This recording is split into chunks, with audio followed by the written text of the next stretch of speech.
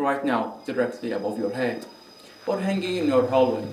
There is a device containing a piece of unstable radioactive material. It's been sitting there for years, silently emitting radiation into your home while you sleep. This is a standard ionization smoke detector, and the way it works genuinely ingenious. But it brings a terrifying question. If it is radioactive, why is it allowed in your house? The answer is safe. But now it keeps you safe relies on a bizarre quirk of quantum mechanics that most of people never think about. Most smoke detectors work in one of two ways: optical, which uses a beam of light, or ionization. Roughly 85% of homes rely on ionization. Inside this plastic casing is a tiny sliver of synthetic radioactive element called americium-241. It is constantly decaying, shooting out high-speed particles into the air of your room. Now, before we talk about why this isn't giving you radiation sickness, we have to understand the sheer violence of what's happening inside the plastic box. Because to trap smoke, this device has to manipulate matter at atomic scale.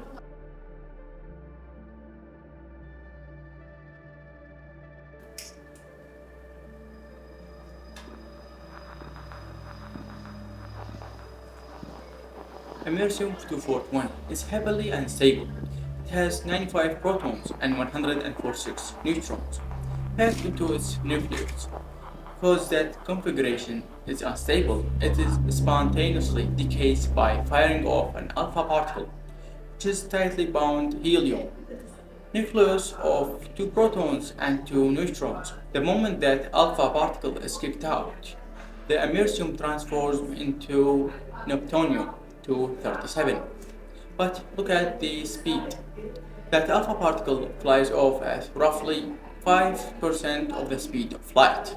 It's a subatomic bullet. When that particle tears through the air inside the detector, it collides violently with the air molecules, violently ripping electrons away from them. This violent disruption is called ionization. By knocking those electrons free, it leaves behind a localized soap of positivity charged ions and free floating electrons. And that subatomic chaos is exactly what the detector is waiting for.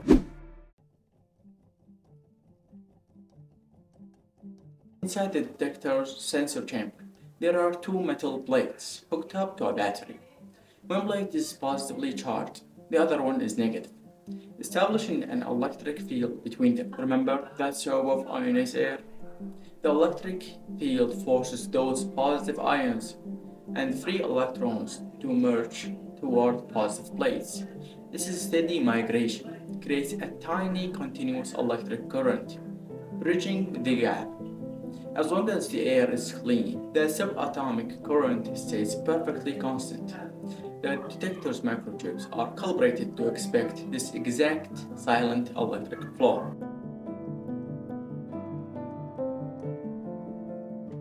But look what happens when a fire breaks out. Smoke particles are massive, lumbering giants compared to air molecules. When they drift into this chamber, they completely wreck the system.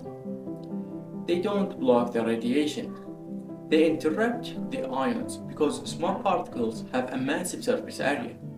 The floating ions collide with them and stick instantly to neutralize their electrical charge. They are no longer free to move. Suddenly the bridge collapses. The electrical current flowing between the plates plummets. The internal circuit registers this sudden drop. Within milliseconds, the alarm triggers.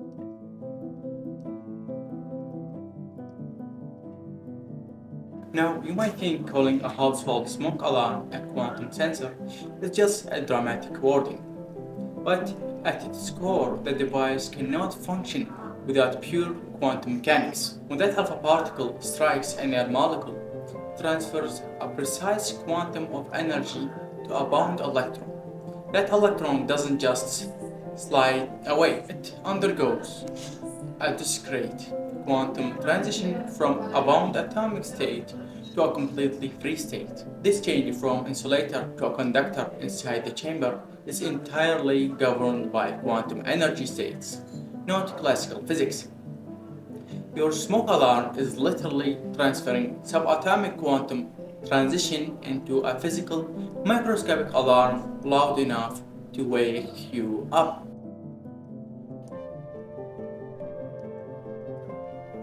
So let's answer the ultimate question.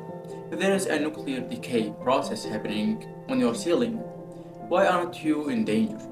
It comes down to the physics of shielding and the reality of radiation dose. The mercury inside here is incredibly weak, about 0.09 microcurries. But more importantly, alpha particles are heavy because they are so massive on a subatomic scale. They have virtually zero penetrating power. They are stopped dead in their tracks by a single sheet of paper, a few centimeters of air, or the outer plastic casing of the detector itself. It cannot pierce your skin. To put the numbers in perspective, you absorb roughly 2 to 3 millisieverts of radiation every single year, just from natural background radiation on Earth. Eating a banana or flying on a plane expose you to minor doses of radiation. A smoke detector contributes roughly 0.01 millisieverts a year. That is less than 1/200th of your normal background environment. Completely, utterly negligible.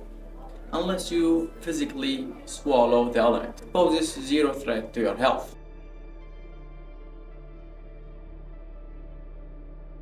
If you watched our previous breakdowns on how a kerosene lantern glows through black-body radiation, or how an LPG flame shifts colors to do I don't know what is that, you will notice a beautiful pattern here. Those devices use physical chemistry to produce light and radiation. This smoke detector does the exact inverse. It uses radiation to mentor chemistry. All of these everyday objects are teaching us the exact same lesson. The deepest laws of physics aren't hidden away in a multi-billion-dollar particle collider. They are operating quietly right in front of us, hidden in plain sight. There are billions of these tiny nuclear chambers watching over homes across the globe. It remains one of the most elegant, cost-effective engineering solutions in human history. So the next time you see that little red light blinking on your ceiling, don't look at it as a boring piece of plastic. Look at it for what it truly is, a silent quantum sensor. Uses nuclear decay to keep you alive. If you want to keep decoding the invisible physics hidden in your everyday life, hit subscribe. Let's keep exploring. See you in the next lab. Thank you for watching. Thank you for watching.